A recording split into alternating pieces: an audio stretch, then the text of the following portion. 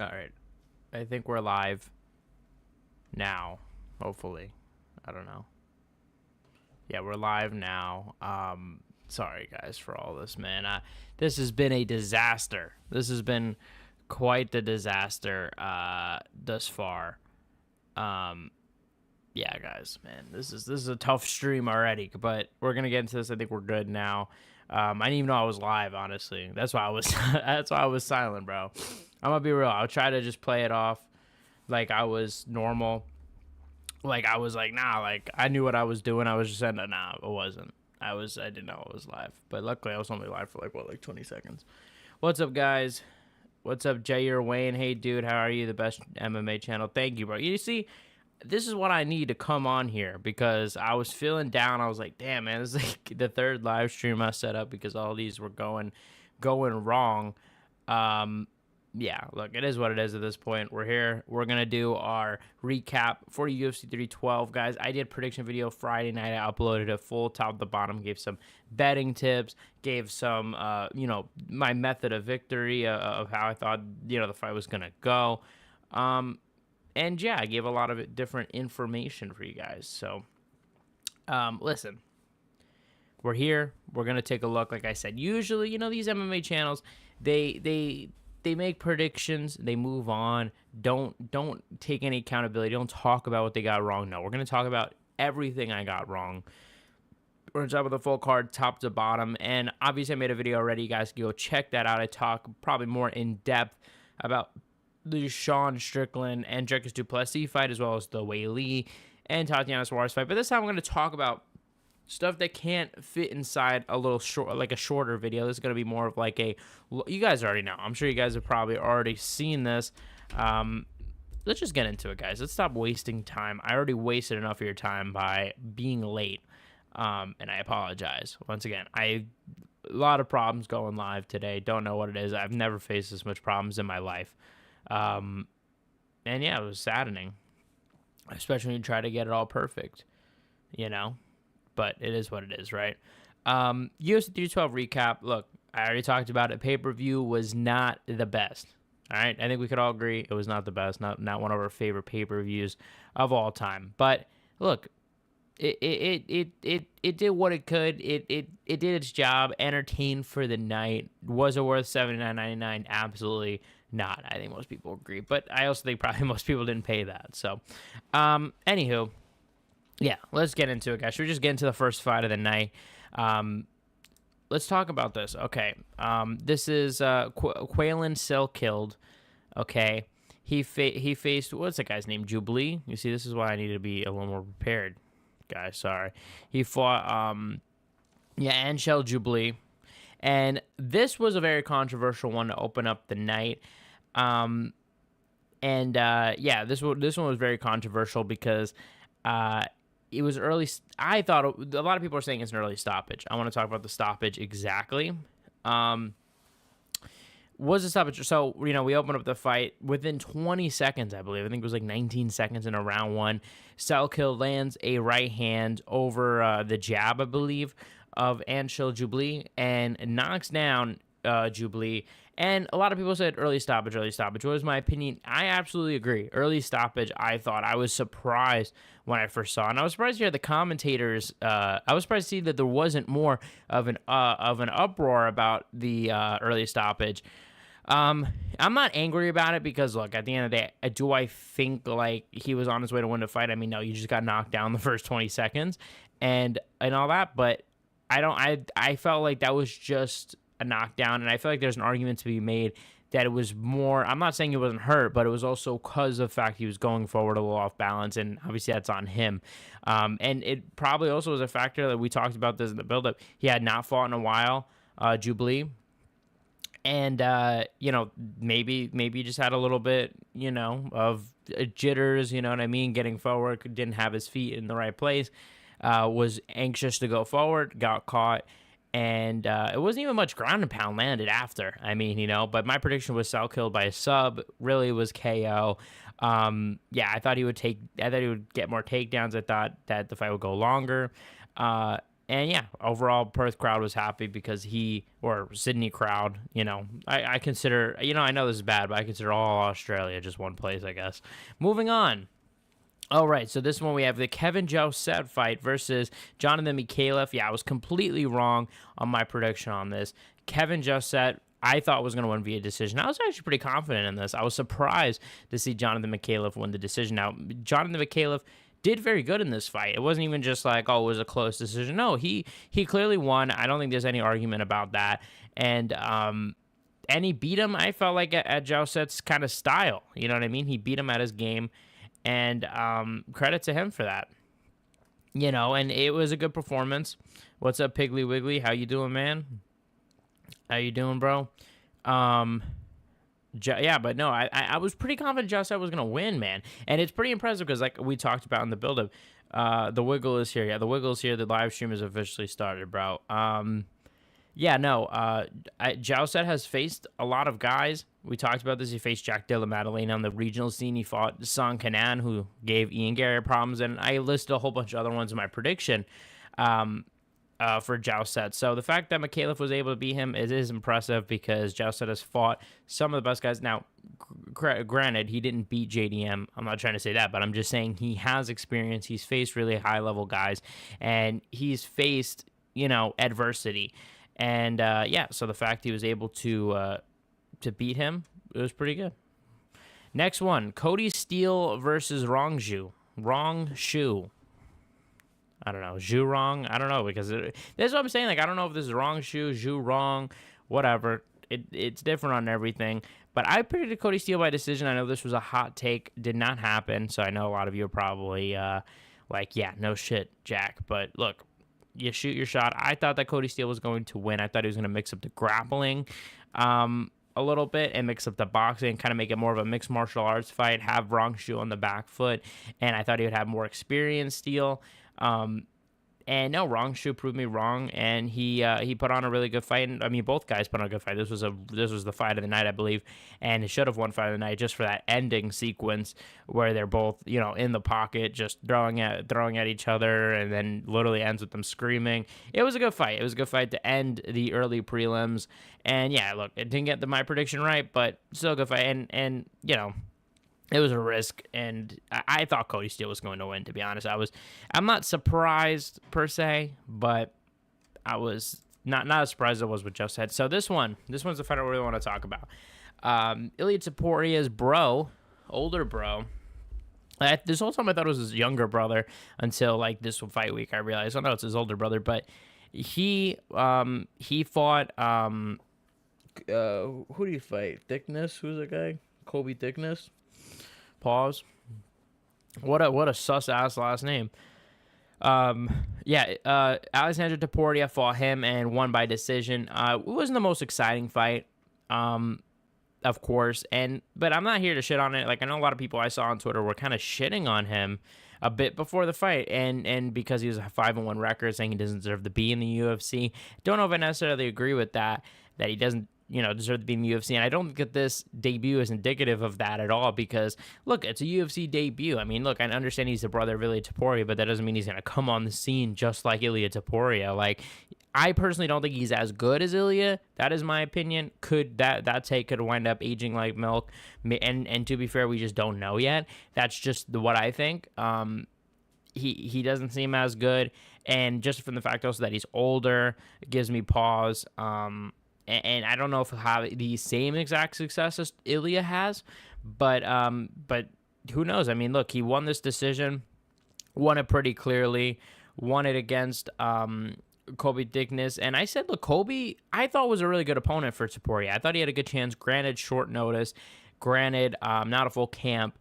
But I thought it was a good matchup, and we did see, Topuria struggle at times with Thickness, which is what I kind of thought. I thought, I didn't think he would actually struggle, but I thought there was a possibility he could struggle. I thought that, especially if he uses his teeps, especially if he uses his range, especially if he uses his footwork against Topuria, he could win. And that was when he was having his best moments, when he was using those things like his footwork. He didn't really use, I felt like, as much long kicks as I would have liked. But yeah, Topuria, I chose my knockout. There was close to a knockout at one point with Topuria landing a really good right hand, I believe in round 1. So I thought it was about to end in a knockout. Unfortunately, it did not for my bet, because I believe I bet on this one. It was like Topuria under 1.5 or something. I wish I did pretty decent on the bets personally. So the bets were fine, and because the bets I didn't put I only put stuff I was decently confident in and stuff. Let's see. All right, next one. All right, next one is Kong Wong versus. Sorry guys, I'm trying to find a name. Kong Wong versus Bruna Brasil. How did I forget about poor Bruna Brasil? Yeah, I've had Kong by KO, and there was definitely a few points where I thought it was close. Mark Hunt's motherfucking dad right now. Yes, you know it's your boy Mark Hunt's pops. I got Mark Hunt in his room in timeout right now, guys. I told him, shut up. I'm trying to do a live stream. I said, shut up, mate. I'm doing a live stream. Yeah. No, but I had Kong via decision. I had Kong via knockout. Really, it was by decision. It was close to a knockout at times. Bruno Brazil just had nothing, and it was what I said in the build-up. Bruno Brazil goes backwards too much, dude. It's too much that I don't think she would have been able to really present any different.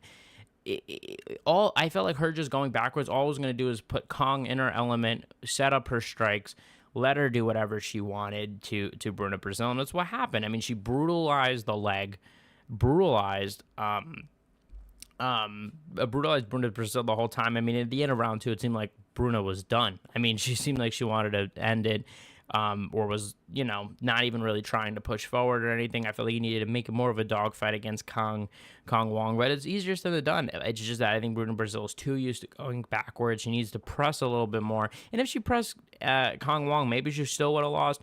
But I think it would have been more of an easier fight you would have been more likely to have a little more success making it a dogfight, making it a little more even of a fight.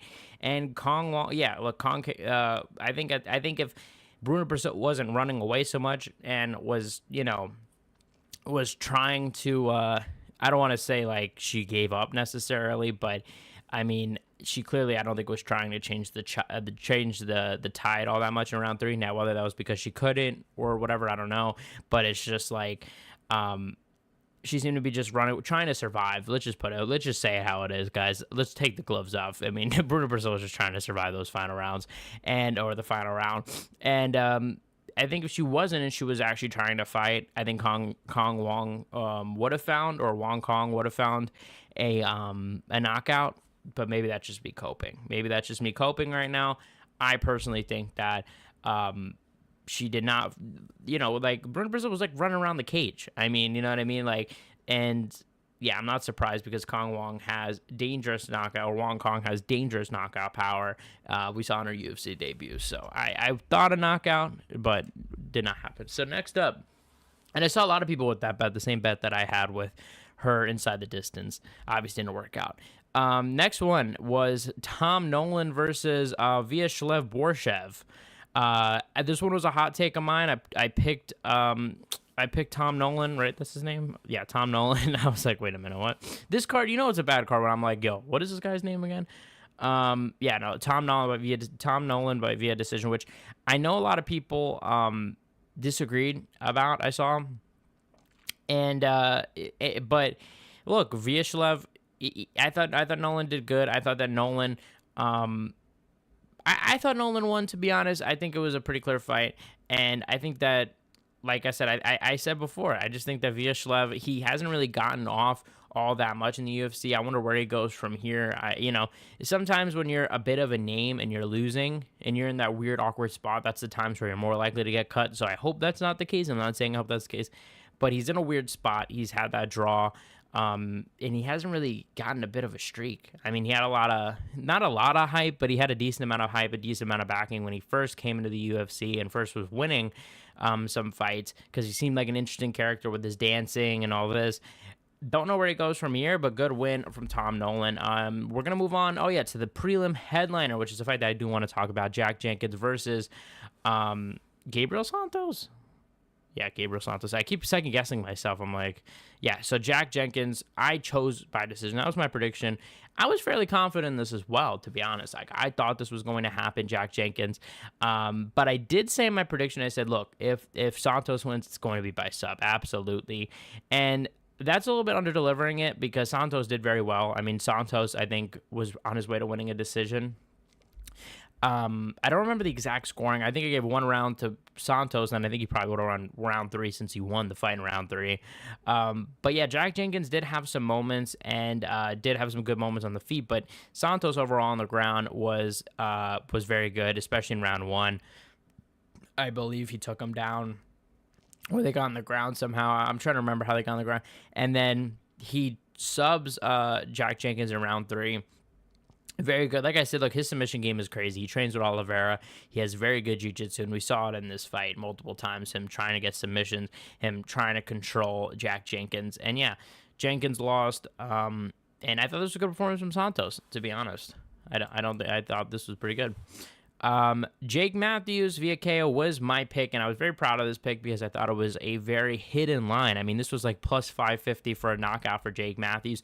Was close at times, not necessarily super close, not like wobbly, but was doing very good in this fight, dominated the whole fight, but was not able to get that finish. Won by decision, 30-27. And yeah, like I said, Francesco Prada, man, I don't know what he's doing in this weight class. You're in the UFC now. Yeah, I don't think I understand. I've said this before. I understand the regional scene. You want to be a welterweight, not cut as much weight so you could be more active. I totally understand that. But when you're in the UFC, this is now this is where you should be your best. So pick the weight class you need that you think you'll perform your best at, which is lightweight. I think he would do good at lightweight. I think he's a good fighter. I think he would do, and especially his height, he's going to be at a height disadvantage at welterweight, and he's not all that big. I mean, Jake Matthews absolutely looked like a monster compared to him. He looked like a welterweight.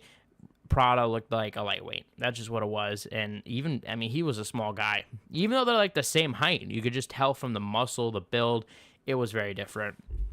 And yeah, I was surprised Jake Matthews didn't win by knockout, to be honest, especially with the size difference. But here, alas, Jake Matthews still a very good performance. I'm curious to see where he goes from here. He's like it's been the talking point this whole week. This guy's been in the UFC for like 10 years, but it's just like a weird situation where he wins one, loses one, wins one, loses one. Does he ever get does he ever get a run where he gets to go to that top 5, get a title perhaps? I don't know. I think it's possible, guys. I really do. I think that Jake Matthews is really good. I'm not sitting here saying, oh, it's definitive, 100% going to happen, 1,000% set in stone, done deal. No, I'm not saying that. Just saying it's possible. I could definitely see, if you told me in 5 years Jake Matthews is going to go on a run and go in the top 5 and get a title shot and win the title, I wouldn't be surprised. Let me put it that way, because I feel like he's always improving. He's very well-rounded, and his boxing is very good. I think his boxing is amazing. Okay, this one was a bit of a controversial one, and one that I was very upset about from a betting perspective. Yeah, so Rodolfo Bellato was set to fight Jimmy Crute. And let's talk about this fight now. Keep in mind, guys, I had Bellato via decision, which was a very rare pick. I believe it was like plus 800. I bet money on that. I was very sad to see this fight go to a draw. We were very close. We were one judge away from Bellato via decision, with the prop that I gave you guys being correct. But no, sadly they gave us a draw, and that's that. But how did we get a draw? How did we get to this point? How did Jimmy, the draw master Crute, get yet another draw in the span of like 3 fights? I mean, this is crazy. I mean, draws are so rare in MMA. It's like at this point, half the draws in the UFC have been with Jimmy Crute. Obviously, that's exaggeration, but Bellato, we get to the first round, and Jimmy Crute takes down Bellato, looking like a new Jimmy Crute. And I was like, holy shit, I couldn't have predicted this. Jimmy Crute has improved. He's been in the gym. He's been saying, look, I need to improve. I need to change my game. I'm going to go fully into the grappling, fully into a game plan that I didn't expect. I didn't really think he was going to go so hard in the grappling. I thought that my prediction was that he would mix it up, but I didn't think that he would be able to control Bellato so early on and be so consistent with it. And that was a 10-8. I mean, as much as I wanted it to be Bellato by decision, it was a 10-8. I don't think anyone can disagree with that. I was hoping just the judges would be stupid, but it was definitely a 10-8. I mean, he landed vicious elbows, vicious punches on the ground. They got up on the feet, and then he knocked down Bellato. If Jimmy Crute just stood up and said, hey, come here, I don't think Bellato could have gotten up in that moment.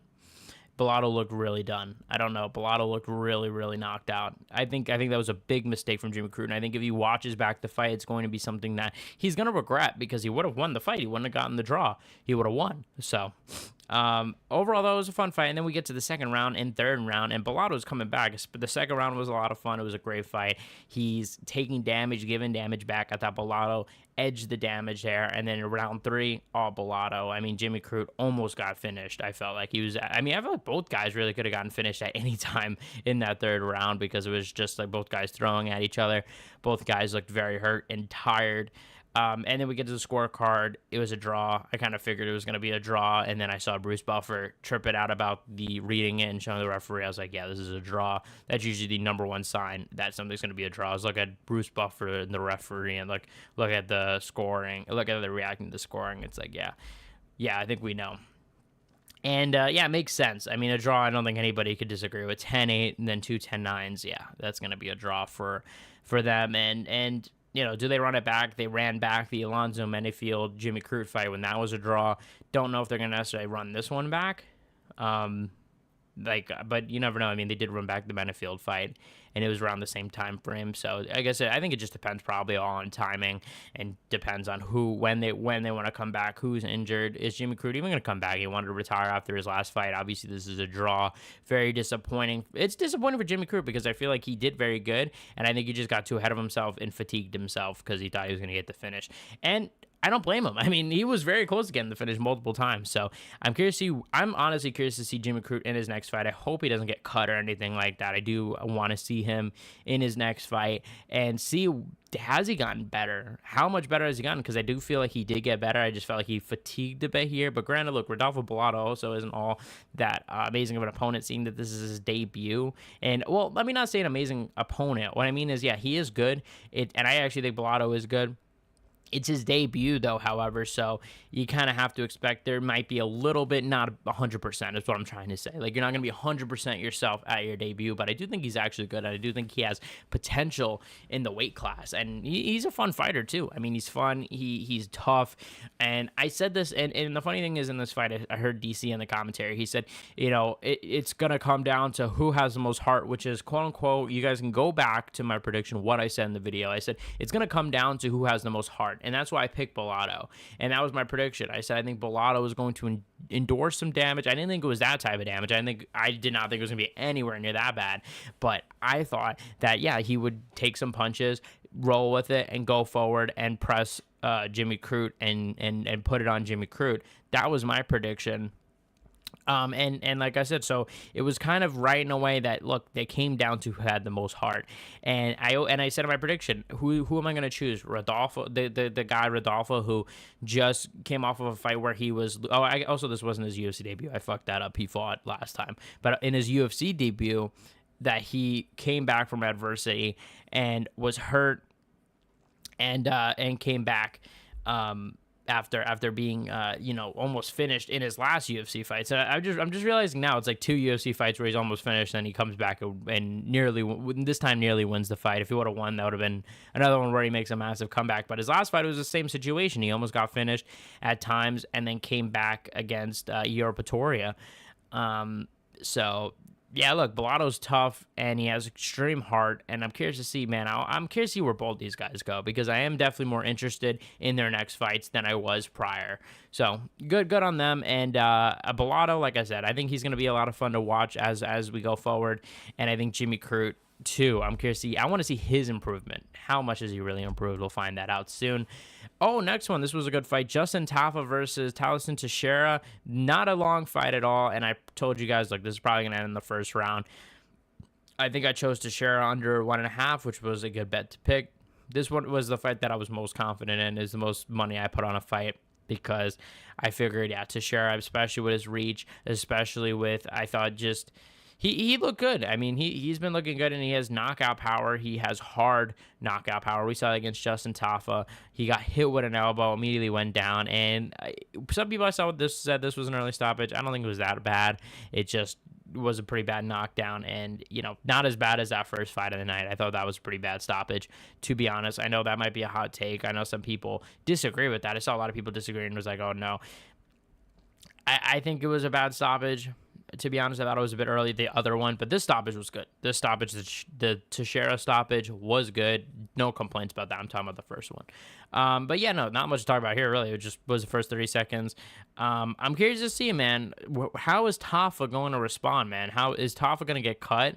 Like I said, when you're in these weird places, when you're Justin Tafa, right? When you're in these weird places, when you have a decent enough name that people know you, but you're not at that championship level, and you're also not at that level where you're going to be a pay-per-view draw. Like, nobody's buying a pay-per-view. Not a lot of people. Maybe there's like one or two, but most people are not buying a pay-per-view for Justin Tafa. Normally, it's not going to move the needle, but he is a name that is going to get paid. So when you're in that weird spot where you're not drawing pay-per-views, but you're also not a nobody and have a decent fan base, you're in a weird spot, because it's like you're getting paid more than usual, but now there's also more pressure on you to deliver, and that is usually where we see guys get cut. And I talked about this with, I forgot who. You could say the same thing about Jimmy Crute, and you could say the same thing about, I don't know who I was talking about before. I was saying about someone else. Oh, Jake Matthews, I think I was saying, if he doesn't start winning and putting on a big performance and start, building up his hype. What's up, Johnny Monday? What's up? Yeah, but no, so Justin has to definitely figure out what's his next move. And look, I mean, I don't know. I wouldn't be surprised if he gets cut after this, to be honest. Next up is the co-main event. Zhang Weili versus Tatiana Suarez. This was a fight where I kept saying this for weeks. And this is documented. I kept saying I was shocked to see the disrespect Weili was getting, to see that she was an underdog. And I saw a lot of people disagree with my pick, and a lot of people were pretty confident Tatiana was going to win. So much so that I started doubting myself a little bit and started getting a little worried, because I saw, look, I saw some people say the argument, oh, well, she got controlled by Rose, she's going to get controlled by Tatiana. And I said, look, if she hasn't changed since the Rose fight, I 1,000% agree. If the Rose fight was last year, I'd 1,000% agree and say, yeah, Weili is winning. But Weili, you guys, I remember this. Weili was in wrestling camp with Henry Cejudo right before UFC 269, I believe, or 268 or something, when she fought Rose the second time. And since then, she's been working on wrestling a lot. I mean, she looked very good in the Carla Esparza fight. I thought her wrestling looked unstoppable there. And I understand not a lot of people respect Carla Esparza as like a high-level opponent. I mean, I think she's a good opponent. At the time, especially, she was the champion. So, I mean, I don't understand that. Really, I understand the Rose fight that she came off wasn't exactly a amazing fight with Carla. But look, she defeated Carla, dominated her. She also got the Joanna Jędrzejczyk win in between, where she was able to wrestle Joanna. So she's been working on wrestling a lot offensively, and it'll help her defensively too if she's working on the offense. And I genuinely do believe that. And we saw here in the first round, which is what I predicted, Tatiana Suarez did very well and was able to get a takedown very early. And at this point, I was a little nervous. I was like, damn, man, am I going to get this one wrong? But still, I was not 100% nervous, because I did think that this was going to happen. I said to you guys, she's probably going to get a takedown early on, get some control, and then start to fade, which is what exactly we started to see. She got the takedown, wasn't able to do much with it, wasn't able to do damage, wasn't able to get it in, because if she got space, Weili was just able to get away. So she was never even really able to get any damage across. She was able to hold down Weili. Weili reversed position at the end of the round, and honestly made it a competitive first round.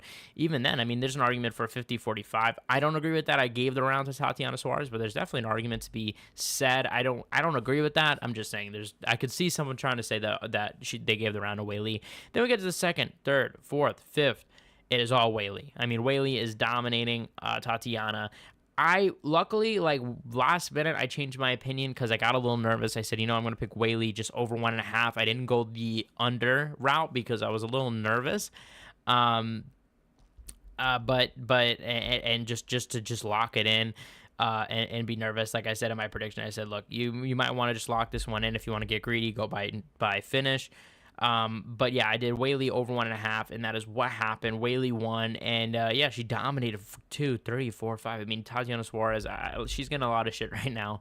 Tatiana, I feel bad for Tatiana. I said this in my video. She's dealt with so many injuries throughout the past few years, and she's a good fighter, dude. I mean, she's a good fighter, and I just feel so bad, bro, because you don't know. I mean, I said this in my video, and I genuinely mean this. I'm not saying she should because of her skill. I'm just saying because of injuries, because of how hard it got to get to this point. Does she even come back? Does she ever fight again? Does she just retire? I don't know. I really don't know. And I mean, I don't think so. If I'm gonna make a pick, I wouldn't think so. But I also would not be shocked to see if we get like a Dominic Cruz-esque weird. And well, it wasn't weird for Dominic Cruz, but like it would be weird if she did it and she was like, oh, I'm gonna retire because of injuries. But it would also make sense, and I would also feel bad for her, because sometimes there's just fighters like that. Like we just talked about Dominic Cruz. Guys that just are injury prone, especially, you know, that are just unlucky. I mean, guys like, even, I know this is a weird example, Ryan Hall is another guy that always gets injured. He's a jiu-jitsu guy. A lot of these guys, they always get injured. And because of just wear and tear, especially grappling and wrestling and jiu-jitsu, all that could have on your body if you're doing it so much. That you're like a specialist in it, that you've been doing it since you were a kid and doing it almost every day. Yeah, that's going to cause some wear and tear on your body, and you got to be careful because it's going to cause your knees to be weaker. It's going to, you know, you're going to easily tear your stuff, and, you know, the list goes on. So anyway, like I said, Weili almost finished Tatiana multiple times. She hurt her with her punches. I mean, there was that right hand, I believe, in round 3 or 4 that landed. Oh my God, I thought that was going to finish Tatiana. And she was very close to finishing Tatiana. I think if you had, and I think there was a lot of people that had Weili inside the distance. Yeah, I think you were probably pissed because like you were probably raging, and that's why I was glad I didn't do inside the distance, because like I was just like, yo, I was like inside the distance. I was tempted. I was very tempted. I was 50-50, but I was like, nah. I was like, let me not risk it. I don't want to rage at myself. When it doesn't, if it doesn't happen, I just want to be secure, especially because I wasn't having, as you guys can see with my predictions, I was having all the best luck with my bets. So I was like, let me just keep this one tucked in and safe, so I can at least get something. And I did, and luckily Weili won by decision. And yeah, Valentina Weili needs to happen next. That is clearly the fight. It arguably should have been this fight, but I did see Weili drop a little nugget. I saw this actually last night after I uploaded the video. I saw an interview with her and Michael Bisping where she says that the reason she took this fight is because Valentina's injured for 8 months, and she didn't want to wait and just decided to take a fight. So what I'm asking is, does that mean that she's getting the next title shot and Manon Fiorot is not getting the next title shot? Because if that was the reasoning and they were going to give Valentina the title shot, I don't know what's up. Or was this just the UFC just, obviously I'm sure Valentina was injured, or is this the UFC saying, look, you know, Weili's not going to be ready by the time Valentina's going to fight. We'll just have her fight Manon, and the two will meet up at the end of the year. Not sure. I mean, I think that fight would be huge to have in China. I know probably Valentina Shevchenko would not be down for that just because we know her problems with when she wanted to fight in the Sphere. She protested that. Eventually she did fight at the Sphere. She protested fighting. She didn't want to fight at UFC Noche. And it could be the same thing here. And I know she already has problems with China. I mean, with the Kong Wong fight, I saw that she said, that it was because the fight was in China that she won, and really it was a robbery, a terrible robbery. Those were her words, not mine. I mean, I think Valentina Shevchenko has coping problems, but that's just me. I'm not really that big of a fan of Valentina. I hope Weili would win in that fight. I like Weili. And, I think Weili, I've been saying this for a while, guys. I feel like finally people are putting respect in her name. I've been saying this for the past, year. 2 years even. Weili's different, man. I think Weili is really good. Weili, I feel like people were on her 2022, oh yeah, she's really good, and then it kind of fizzled, mostly because of, well, not mostly, all of her fault because she hasn't fought. Now maybe that's injury based, maybe I don't know what's going on, but you know, I'm just saying, obviously the hype's going to fizzle out if you're not fighting as often and not having those performances, but I never forgot. I always thought Weili was good, and that's why when I first saw the Tatiana Suarez Zhang Weili matchup, I was a little shocked, and I just didn't think that it was good to do to Tatiana. I think, look, yeah, rushing these guys, I understand that you could potentially get a undefeated star or make it a big deal, big moment, and it's something big for the company. But when you rush these guys, a lot of the time it's like, if you gave them maybe one more fight, maybe they would have looked a little bit better. I don't know. But in this case, I don't think there was any fight you could have given Tatiana Suarez to prepare for Weili. I think that Weili is just a beast. I think her takedown defense, she's just at another level, period. And especially women's MMA, she's just at another level. And she continues to prove that. But we're going to talk about the main event. Talked about this yesterday a little bit in my video. You guys check that out after this live stream if you guys can. But I predicted Strickland by decision, I know. And I actually was surprised. I saw a lot of people agree with this. So I wasn't the only one. Look, first of all, I thought there was a lot of revisionist history of the first fight. I thought that Sean Strickland, it was a close fight. I actually scored the first fight for Strickland, and I saw a lot of people did at the time. I know a lot of people are going to be like, oh, Jack, what the fuck you mean you scored for Strickland? That's not a bad take. A lot of people did. It was a 50-50 fight. I talked about this in my prediction. The fact that DC said he scored the fight 4-1 to Dricus is ridiculous. The first fight. We're fucking ridiculous. But then we got to this fight. It was totally opposite. This was not close. Sean Strickland did nothing. I mean, Sean Strickland really went out there and he didn't even do the jab and the teep. Like, I mean, it was just almost like, let me survive. And like I said, I don't know if it was because of the staph infection that maybe he just couldn't get going. Maybe it wasn't a staph infection. Maybe it was just something else. Maybe he's just trash. I don't know. Maybe he's washed. I have no idea. It was a terrible performance, though. And not, well, I will say this. Let me not act like, oh, I have no idea how. Here's the real reason. Dricus shut it down, especially. Like, I was watching the fight back. Dricus shut it down. Dricus' style is shutting it down. Him going forward. Every time Sean go forward, Dricus said, no, I'm meeting you too. I'm going forward too. Not letting you walk me back. And that's hard to do against Sean. And I talked about this in my video. It's hard to 5-0 Sean. It's super hard to do that. You know what I'm saying? Like, not everybody beats Sean Strickland 5 rounds to nothing. That's difficult to do because that means you're outclassing Sean. Sean usually outclasses people. And that's the difference here. And Dricus just dominated. I mean, he had the volume on his side. He was. It wasn't even the volume because I did see that Dricus actually threw more in the last fight than this fight, and Sean threw like half the strikes that he did in the first fight, which is an interesting stat and kind of speaks to why the fight was so different. But yeah, Dricus, I thought his shot selection was probably the best that it's ever been in any fight. That's what I thought. I thought his striking was probably the best it looked in the UFC in this fight than any other fight. I mean, the way he was clearly trying to set up that head kick, the lead head kick to the top, it was even though it didn't land, it was a layer to the fight that Sean Strickland had to address. He had to keep thinking, okay, I got to watch out for that head kick. It's coming. He's trying to set me up with it. And it was just another layer, and could also explain why Sean slowed down too, because he's constantly looking out for him to get knocked out, looking for that head kick. He's constantly looking and worried that he's going to get finished. So it adds another layer, and DDP was very smart to add that, and it helped him so much. But yeah, DDP won. I'm not surprised. Look, even though I picked Sean, I wouldn't have been surprised at DDP. I said this. It's a 50-50 fight.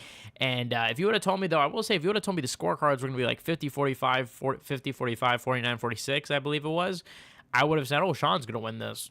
I would have thought Sean was going to outclass DDP. I would not have expected you to tell me, no, Sean's going to... I mean, I wouldn't have expected you to tell me DDP is going to outclass Sean. That's a surprise. That I was surprised about. Very, very, very surprised. But yeah, this was the card. I thought DDP looked good. DDP Khamzat, I'm excited about. I talked about that fight more in my video I uploaded earlier today. You guys can go check that out. And overall, how did I do? Seven predictions correct, 4 wrong, and 1 draw. You guess you could count the draws wrong, but come on, how are you gonna fucking predict a draw unless I'm a fucking genius here? You know what I'm saying? But I got 7 right, 4 wrong, 1 draw. And look, you can't do them all. You can't win them all. You can't do 100% all the time. And this is about the average. I mean, I've been getting like 4 wrong for like pretty much every single one. So let's hope that we get to improve the UFC 313, because that card, let's be honest, is also not that great of a card. So we're gonna once again probably have to go through this card. But I am really excited though for that main event. Magomedov Ankalaev and Alex Pereira is a really good main event, a good solid main event, and I'm way more excited for that main event than this. I think most people are. This is one of my most anticipated fights, Pereira and Magomed. It was one of my top 10 fights I wanted to see this year. I listed, and I'm curious to see, man, because I was someone that gave Pereira no shot. I've been thinking, man, maybe Pereira does have a shot. Maybe I'm wrong about all this. Sean ruined my wallet. Yeah. He ruined my wallet too. Don't worry. He ruined my wallet. I put my faith in him. But I'm excited for Pereira Ankalaev. That fight's going to be good. I worry for Pereira, but at the same time, I could see Pereira winning. I could see Pereira maybe winning by holding, like, basically kind of like what he did to Yuri in the first fight. When he took him down, he just kept hearing his guard basically the whole round, and maybe try to fatigue Magomed. Maybe Magomed gets up and he's more tired from holding down Pereira. Right now, my nose just all of a sudden got mad stuffy. Hopefully, I'm not getting sick or something. Like, literally, like, I started the stream fine, breathing out of my nose. Now I can't even breathe out of my nose. Don't know what the fuck's going on. Now I feel like my eyes are watering. I'm like, what the fuck's going on? Look, I don't remember what I said. Oh, Pereira. Yeah, no, I'm excited for the Pereira fight. That's the next fight. Co-main event, Dan Hooker, Justin Gaethje, also very excited for that. Way better main and co-main event than this one. This one washes that one. Although I did like the Whaley Tatiana Suarez fight in the build-up, and I was probably a little more hyped for that one, to be honest, because I felt like that was a little more skillful. Well, not more skillful. Let me not say that, but it's definitely not more skillful because we saw Tatiana perform. But it was more of a I don't know. I don't know how to put it, but it was more like open-ended and questioning, like, because we already saw the Sean and Dricus fight, so I guess because it was a fresher matchup and you really just had no clue how this fight was gonna go, it was a little more interesting in the build-up. But look, Sean and Dricus, Sean didn't really do much, and I thought Dricus had a really good performance. One of the best performances of his career thus far, guys. Let me know what you guys think in the comments, bro. If you guys are watching live, I appreciate every one of you that have been watching this live. I see all you guys watching, see you guys paying attention, and thanks for all the chats, guys. I really do appreciate you guys. And yeah, that was UFC 3012. Video tomorrow on probably on the Bryce Mitchell situation, the Bryce Mitchell podcast. I'll be uploading. Luckily, I downloaded it. Hallelujah, or whatever. What do you say? Hallelujah, man. What the fuck am I saying? Why can't I say this word? Huh? But yeah. Luckily, do you think Sean will rise? Do I think he'll come back? I guess. I was talking about this in my video. He's in a tough spot because it's like, does he fight these contenders now? Does he? I don't know. I mean, like, who's next for him? I think the fight to make, if you want to make the best Sean, I think this works for both parties that involve this fight. I'd say Sean Strickland versus Adesanya too. I think it's time to make this fight night main event, co-main event. I think it would be good.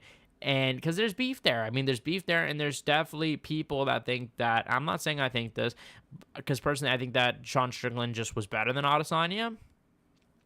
But I felt like that Sean Strickland, I feel like the rematch between him and Adesanya, Sean Strickland and Adesanya, would be big because there's quote unquote unfinished business to some fans. I'm not saying that. I think that Sean won pretty fair and square. Sean versus Colby, that would be interesting. But would Colby be going up to middleweight? Would Sean be going back down? I don't think Sean could go down to welterweight. But if Colby can if Colby can move up, I wouldn't mind seeing that fight. I know Colby did call out Sean Strickland a while ago, so we'll see. Probably Nasser Dean. Yeah, he could be fighting Nasser Dean in a rematch. I don't think so, just because it doesn't really make sense, right? Because Nasser Dean Imavov is a contender. I think it makes the most sense to do Kyle Brahalo versus Nasser Dean Imavov maybe in the summertime and have that as number one contender fight. And the winner of that fight does fight the new winner of Du Plessis versus Khamzat, because you don't want to knock off a contender. Because let's just say, like, they put Kyle Brahalo against Robert Whittaker, which is what the rumor was. I think it was confirmed that was just a rumor, not actually anything that was legit in the works. But if, let's just say, though, Kyle Brahalo went up against Robert Whittaker and Sean Strickland went up against Nasser Dean, let's say Strickland wins and Whittaker wins. Are we really going to see any of those fight Du Plessis? So I don't think they're going to do Nasser Dean. Could be, though. I wouldn't be surprised. Sometimes the UFC does things that don't necessarily seem to make sense, but they wind up making sense at the end. So, yeah, but thank you guys so much, and thank you guys for those questions. I appreciate it. Appreciate the thinking, man, because, look, this pay-per-view, it was decent. I am just curious to see, though, where Sean goes next. I think Sean, he's had an interesting part of his career, for sure. And I think he needs to change something. Pereira will win. I think Pereira is going to win, too. Well, actually, I don't know if Pereira's going to win. I don't know. I'm on the fence, man, because before I was very confident Magomed was going to win. It's just, it really depends. And it's just so much question marks that we don't know about Pereira's wrestling. Something that did give me faith was seeing Bellado's takedown defense in round 2 and round 3. Was that because Crute was tired? Maybe. But he had a little bit more better takedown defense, so that made me a little happier. Cheers, dude. Easy for Alex. You out easy? That's that's a hot take.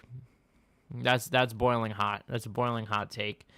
But do I agree with it?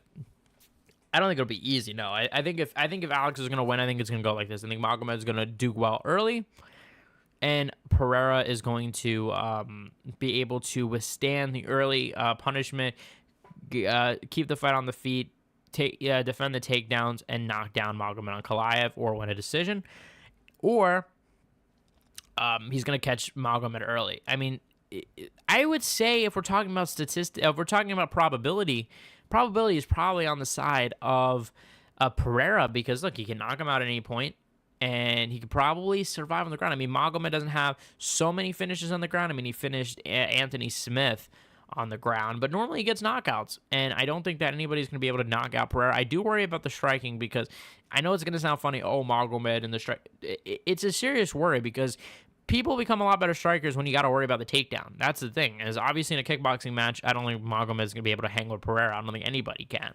But when you're in MMA and there could be a takedown, you know, that makes anybody a better striker. So it's like, does Pereira get caught with shots? I think Pereira gets caught with enough shots as it is. So I think Pereira is going to get hit.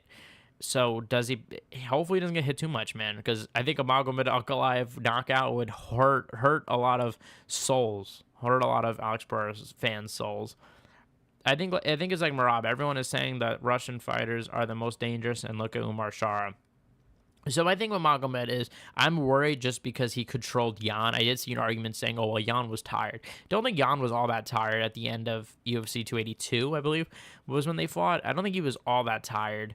That is my main concern. My main concern is the control, and because the wrestling it's a huge gap between Magomed and Pereira. That's just what it is. I understand he's not a Khabib and people say, oh well, like that I compare him to Khabib and that they're not the same person. I understand that. What I'm trying to say is that he can't, even though he has that wrestling ability, he can't put it on like a wrestler like Khabib has, because he's bigger, and you can't just do that because it's harder and you're gonna get tired way easier than you would normally. So I'm not at all, I understand they're not the same fighter. I understand they don't even train together. I understand this. I'm just trying to point out why I don't think Khabib, why you know, this isn't like a Khabib level threat here. I'm actually agreeing with you that they're not the same. I'm just pointing out how they're not. Ankalaev can't deal with low kicks. That is definitely a big factor in the fight. But how many kicks does Pereira throw because of the fear of getting taken down? That's a question. I mean, but Pereira does throw kicks very good, so he could probably do it in between. But and also keep in mind too, Magomed's in a southpaw stance, so it's gonna affect Pereira's way of throwing kicks. I don't know. It's tough.